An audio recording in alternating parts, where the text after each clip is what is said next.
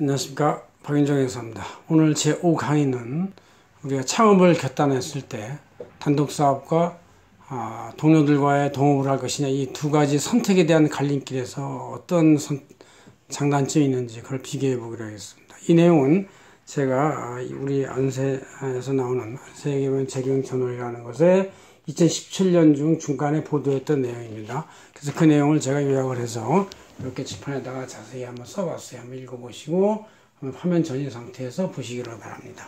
자, 그러면 우리가 이 사업에 대해서 여러 가지 이제 그 많은 반대를 하는, 창업에 대해서 반대하는 사람도 많이 있죠. 그러나 어차피 우리가 취업을 했다 하더라도 나이와 따라서 일찍 나오냐 늦게 나오냐 그 차이만 있을 뿐이지 언젠가 창업시장에 들어갈 수밖에 없는 경우가 있습니다. 그냥 많이 돈을 벌었으면 놀아도 되겠지만 사람들이 노는 것도 한계가 있는 것이고, 그래서 어느 정도 규모 일을 하면서 또 놀기도 하고 이러는 것이 이제 가장 좋은 생활인 것 같아요. 자, 대기업에 소속해서 근무하는 것은 전투 현장에 있는 것이다. 그러나 창업으로 나가서 할 때는 지옥에 있는 것이다. 뭐 이런 말도 있고, 그래서 이제 이 단독 창업의 두려움이 항상 있고, 자기 자신이 기술밖에 없고 영업 능력이 없고 또 자신은 인간관계 능력밖에 없고 자금이 없고 또 기술밖에 없기도 하고 뭐 영어밖에 없기도 하고 이게 부족한 부분이 있을 때 동업을 하게 되는 것이죠. 그래서 일반적으로는 함께 망하려면 동업하라 뭐 이런 말도 있죠. 또한 동업에 대해서 제 나름대로 우스갯소리를 풀자면 동시에 없어지는 것 뭐 이렇게 말할 수도 있어요. 그러나 동업 계약도 서로 잘 하면은 끝까지 잘 갈 수가 있습니다. 그리고 또 어차피 처음에 혼자는 시작할 수가 없다면 동업으로 시작을 해야 됩니다. 동업으로 시작할 때 결국은 다른 사람들하고 신중한 협약을 하면은 그것이 오래갈 수가 있는 것이죠. 우리나라 사람들이 동업에 실패하는 많은 이유 중에 하나가 그냥 나만 믿게 뭐 이런 그 말로 시작을 하기 때문에 그런 거예요. 그리고 또 친구들 간에도 야 우리 그냥 믿고 합시다.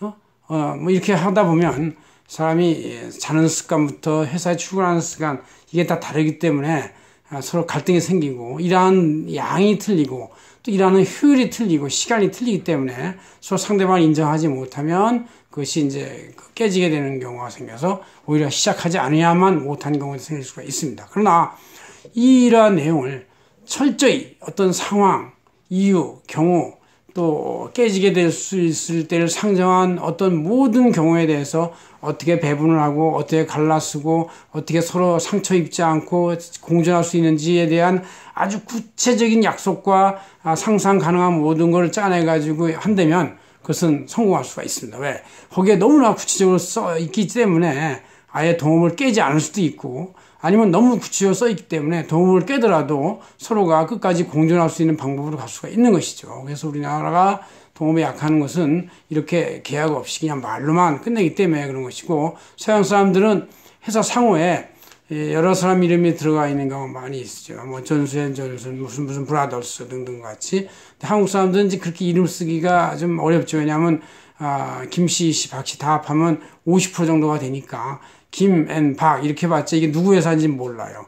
그러나 다른 나라 사람들은 워낙에 성이 많아가지고 누가 구분이 돼서 성을 많이 씁니다. 여하튼 동업이 이제 어려운 경우가 우리나라인 경우인데, 그래서 동업이 잘 되는 회사 서양 사람들은 워낙에 서구가 넓고 또 미국 대륙도 워낙에 크니까 그 큰 시장에 대한 그 제품 공급을 위해서는 소규모 자본으로 될 수가 없습니다. 그래서 거액 자금을 동원하다 보면 이것이 바로 동업의 개념이 있는 것이죠. 그래서 전문 경영인을 세우게 돼 있어요. 여러 명에서 했기 때문에. 그래서 이게 서로 간에 견제하고 의심하기 때문에 전문 경영인을 세우고, 이 전문 경영인이 제대로 일을 했는지를 보기 위해서 회계감사, 외부의 견제인 회계감사 제도가 발달하게 된 것이고, 한국의 경우는 동업을 별로 이렇게 선호하지 않고 단업을 하죠. 또 한국 시장이 뭐 이렇게 좀 넓지가 않으니까 단독으로만 해도 충분히 제품을 만들고 공급할 수 있는 그러한 여유 자금이 생길 수도 있어요. 그래서 단업을 하게 되고,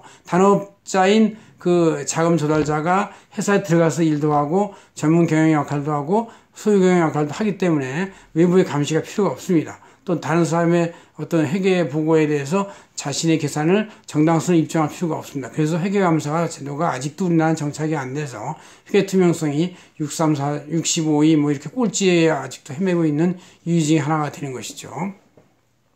자, 그러면 이렇게 동업을 할 때 우리가 이제 어떤 것을 주의해야 할 것이냐, 또 동업의 절차가 무엇이냐 한번 봅시다. 먼저 이 개인 법인은 무조건 여러 사람의 지분이 균등하게 비슷하게 이렇게 배분이 되니까 동업의 개념이라고 볼 수 있어요. 물론 법인의 경우도 95% 이상의 자본을 혼자 냈고 그러면 거의 단합하고 똑같은 것이죠. 그러나 이제 법인은 어쨌든 대외적으로는 여러 사람이 같이 하고 있지 않냐 이런 인상을 주는 것이고, 개인 사업자는 혼자 아니면 몇 명이서 하는 것이다 이런 인상을 주는 것이 맞아요. 그래서 이제 지금은 이번 시간은 개인 사업자에 대한 동업과 단합의 개념에 대해서 구분해 보겠습니다. 먼저 동업은 다수의 동업계약서가 있어야 되는 것이죠.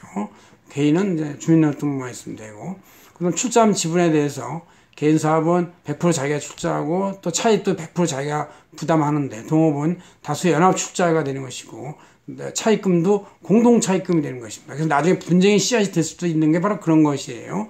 그 다음에 이제 동업적 직원의 인건비가 있을 수 있는데, 이런 인건비는 대표자에 대해서는 이제 자기 인건비가 비용으로 반영이 안 되고 다 종합소득세 합산이 돼서, 하지만 직원의 인건비는 비용으로 반영이 될 수 있다 그런 얘기고, 그다음 동업자의 모든 소득은 비용이 아니고 전체 지분별로 안분이 되는 그런 개념이 되는 것이다 이런 얘기죠. 그래서 종합소득을 나중에 계산했을 때 판단은 단독사업주는 이제 단위소득으로 봐가지고 종합소득에 계산하고, 나머지 직원들은 다 근로소득에 연마정산을 하니까 비용으로 빠지지만, 동업에서는 총소득을 그냥 봐서 동업자가 이미 가져간 돈도 비용으로 처리하지 않고 그래서 또 총이익으로 봐서 안분한 다음에 종합소득세를 계산한다 그런 얘기죠. 그럼 이것이 어떤 세금 분산 효과가 있느냐? 단독사업주는 아무래도 단일 소득에 대해서 한 명의 다당의 누진세율이 올라가니까 높은 세율을 한 번, 낮은 세율도 한 번밖에 적용받지 못합니다. 그러나 동업소득자들은 그 전체 이익에 대해서 동업의 비율대 쭉 나누고, 동업의 지분 비율이 같을수록 같은 금액으로 쪼개지니까 다당의 누진세로 해서 낮은 세율 구간을 다 여러 번 향유할 수가 있기 때문에 절대적 세금은 낮게 계산할 수가 있습니다. 이렇게 돼 있고, 장단점을 한번 보면은 동업은 나머지 직원이 이제 직원이니까, 동업적 직원이라 할지라도 직원이니까 언젠가 퇴사에 문제가 있어가지고 다른 직원을 교체할 수가 있고, 잃어버리는 경우도 생길 수 있어요. 그런 단점이 있는 반면에 동업은 서로 간에 뜻이 잘 맞고 또 역할이 균분하게 배분이 돼 있으면 잘 유지될 수가 있습니다. 그래서 법인으로 발전하고 그 주식회사로 발전해서 더 큰 기업이 될 수가 있는 것이고, 상장 코스닥까지 갈 수가 있는 것이죠. 그러나 이제 뜻이 다르면 갈라지게 되는데, 아까 말했듯이 갈라지는 경우도 구체적으로 잘 정하면 서로 간에 사업장을 달리해서 같건거나 아니 역할을 달리해서 서로 간에 갈라선 계산을 한다든가 하면은 그것도 역시 오래 갈 수가 있다. 또 갈라서도 망하지 않고 셋 다 견조하게 성장할 수 있다. 이런 장점이 있을 수 있습니다. 이것이 오늘 강의는 동업이냐 개인 단합이냐 이거에 대한 장단점을 비교해 봤습니다. 이런 내용은 제가 펴낸 회계혁명과 조사제도 이 책에도 많이 54페이지인가 있습니다. 그래서 제가 안내했고요. 다음 그 시간에 보겠습니다.